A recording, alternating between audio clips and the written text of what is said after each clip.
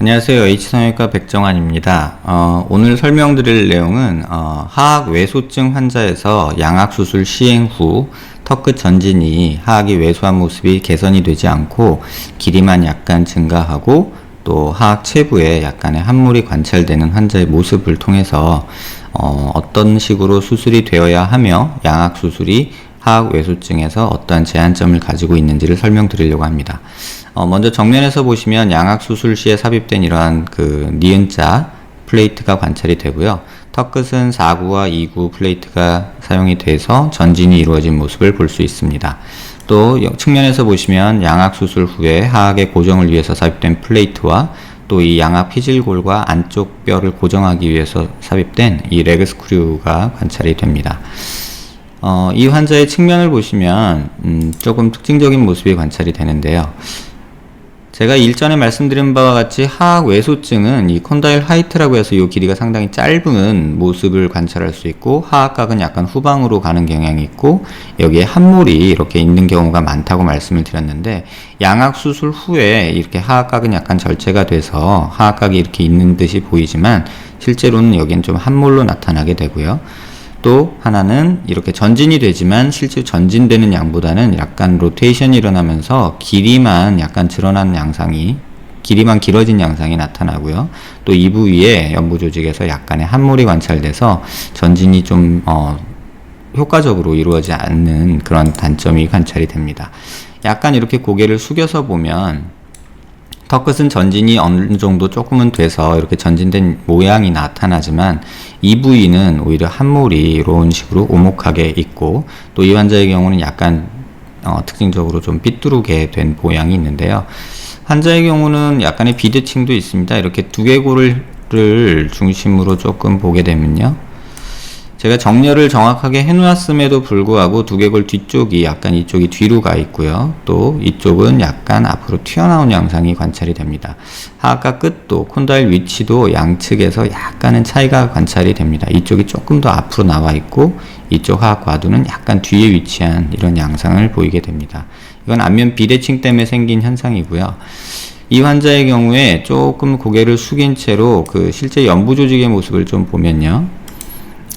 피부사에서 드러나는 겉모습에서는 이 부위의 함몰이 특징적으로 관찰이 되게 됩니다. 이 부위에 함몰이 있고 전진돼서 앞으로 나온 양상이 있지만 사실을 보면 이렇게 약간 울퉁불퉁한 모습이 보이는데 이건 뼈가 전진이 된 것이 아니라 플레이트가 만져지는 이런 현상이 관찰이 되고 있습니다. 그래서 이 환자를 조금 더 턱을 자세히 보기 위해서 제가 조금 미리 작업을 해놨는데요. 이런 식으로 두개골을 불필요한 부분을 조금 없애고요. 이렇게 턱만 보기 위해서 이렇게 자르는 작업을 할 수가 있습니다. 그래서 턱만 조금 자세히 보게 이런 식으로 조금씩 다듬어서 불필요한 부분을 없애고 나면요. 이렇게 턱만 자세히 볼 수가 있는데 이 환자의 턱을 조금 크게 보면서 자세히 설명드리도록 하겠습니다. 이렇게 정렬을 해놓은 상태에서 정면의 모습을 보시면 조금 더 확대해 볼까요?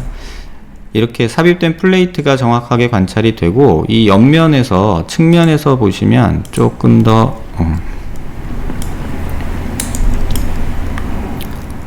잘 보실 수가 있는데 지금 이 모습을 보시면 어느 정도 전진이 이루어졌다라고 생각했는데 사실은 이 플레이트에 의한 전진량만 있지 이 뼈 자체가 전진이 된 모습은 확인하기가 힘듭니다. 이걸 조금 더 자세히 보려면 이렇게 플레이트를 자세히 보기 위한 음영으로 바꿀 수가 있는데요. 지금 이 플레이트가 전진을 위해서 삽입된 플레이트가 이렇게 있음에도 불구하고 여기가 빈 모습을 볼 수 있습니다. 다시 말하면 여기가 뼈로 채워져 있어야 되는 부위인데 사실은 전진된 뼈가 이렇게 앞으로 나와 있지 않고 밑으로 약간 떨어지면서 이 방향으로 회전한 듯이 보이게 됩니다. 플레이트 전진량을 보기 위해서 이 플레이트, 사용된 플레이트의 길이를 좀 재보면요. 여기서부터 여기까지 대략 한 8mm 정도 플레이트, 전진 플레이트가 사용된 듯 합니다. 근데 이 8mm 전진된 플레이트가 사실은 8mm가 효과가 안 나타나고 있는 거죠. 그래서 이러한 식의 어떤 전진이 일반적으로 시행이 되고 있지만 사실 효과적이지 못한 이유는 요 사진을 통해서 설명을 드리겠습니다. 턱 끝에는 정상적으로 이렇게 설골과 붙어 있는 이 빨간 근육이 있게 되는데요. 이쪽 사진에서, 오른쪽 사진에서 요 근육인데요. 이런 근육들이 이 설골에 붙어 있게 됩니다. 이걸 설골이라고 하는데요. 그래서 턱 끝과 지니오라는 단어가 턱 끝이라는 뜻이고요. 이 설골, 하이오이드 본이라고 해서 설골이라고 저희가 표현을 하는데, 이 지니오 하이오이드 머슬에 의해서 이 하방으로 또 아래 방향으로 또 뒷방향으로 이렇게 턱 끝은 당겨지게 됩니다.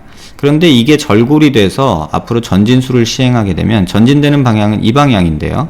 지금 이 방향으로 전진이 되는 것이 이 근육에 의해서 방해를 받게 되고, 전진된 뼈가 자꾸 후방향으로 하방향으로 이렇게 당겨지는 효과가 생깁니다. 그러면 고정된 플레이트가 이러한 지니오 하이오이드 머슬의 힘을 이겨서 뼈가 굳을 때까지 버텨줘야 되는데, 현실적으로는 전진이 많이 이루어진 경우에는 이 근육의 힘이 더 강하기 때문에 플레이트의 고정력을 이기지 못하고 뼈가 약간 이쪽 방향으로, 다시 말하면 후하방으로 약간 로테이션이 일어나는 현상이 일어나게 됩니다. 그래서 앞서 그 CT에서도 보셨다시피 이런 식의 고정이 이루어졌음에도 불구하고 실제로는 후하방으로 돌아가서 전진의 양은 거의 없고, 지금 이 뼈의 이 위치에서 전진된 뼈의 양은 불과 한 2-3mm 정도 될까 말까 하는 정도로 전진은 거의 이루어지지 않은 모습을 볼 수 있습니다. 그래서 이러한 단점들이 하악 외소증 환자에서 종종 관찰이 되는데요. 턱끝 전진술 후에, 수술 직후에 찍은 사진에서는 굉장히 나이스한 결과를 보일 수 있지만, 이 지니오 하이오이드 머슬에 의해서 이 뼈가 후방, 하방으로 이동된 채로 고정이 돼서 전진의 효과는 나타나지 않고 길이만 길어지는 효과가 종종 나타나게 됩니다. 그래서 이 환자에서 수술은 왼편에 보이시는 게 수술 전의 모습이고요.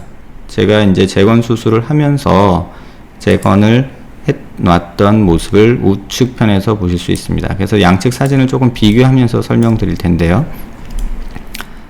먼저 이 환자에서 필요한 것은 이 체부의 부족한 볼륨입니다. 그래서 왼쪽 사진에서 보시면 수술 전 모습에서 이러한 함몰이라고 말하긴 뭐하지만 조금 전진이 필요한 이런 부위가 있는데, 이 수술 후의 모습에서 이런 부위까지도 보형물이 삽입이 돼서 이 부위가 볼륨이 적절히 만들어진 모습을 볼 수 있습니다.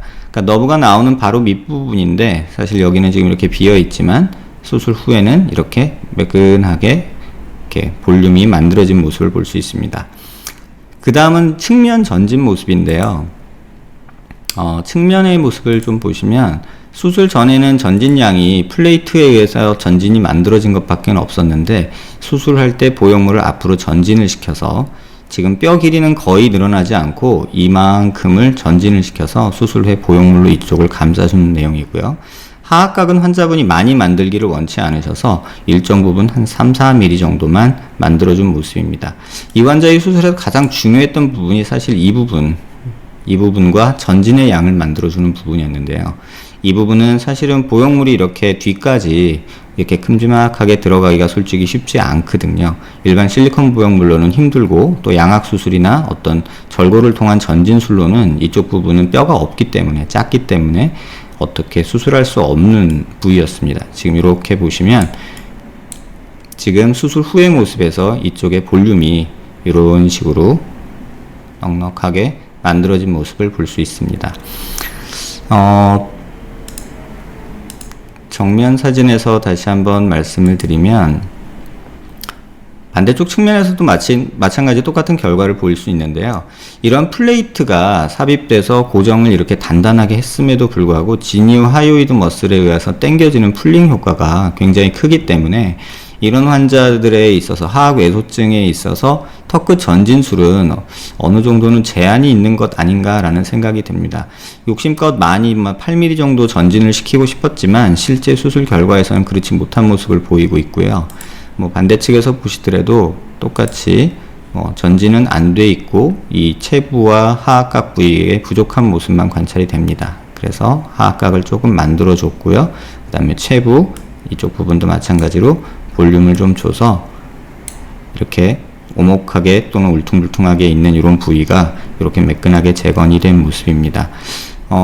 가장 큰 제가 하악 외소증에서 양악의 한계점이라고 보는 이유가 사실은 이 부위입니다.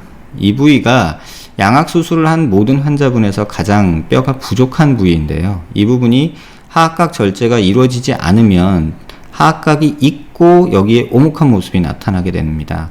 그렇다고 해서 하악각을 절제해 주면 또 약간의 개턱 같은 모양이 돼서 측면에서 턱끝만 뾰족하게 나온 모양이 되고 턱끝 길이가 그렇게 늘어나지 않은 그런 모습을 종종 보게 됩니다. 지금 옆에서 보면 하악 외소증은 전반적으로는 이쪽 앞뒤 길이, 그러니까 이 부위죠. 턱의 앞뒤 길이가 조금 늘어나야 된다는 어떤 숙제가 있고요. 그 다음에 턱이 전진이 돼야 된다는 거에 같은 얘기고요. 그 다음에 또 턱이 너무 길이가 짧은 경우에는 길이도 어느 정도 늘어나야 된다는 어떤 숙제가 있습니다. 근데 그 두 가지를 동시에 양악 수술로 얻기는 현실적으로는 좀 어려운 것 같습니다. 이 수술에서도 보듯이 길이는 어느 정도 연장이 됐지만 전진은 되지 않았고 또 양악수까지 했음에도 불구하고 앞뒤 길이 증가는 거의 이루어지지 않은 듯한 모습입니다.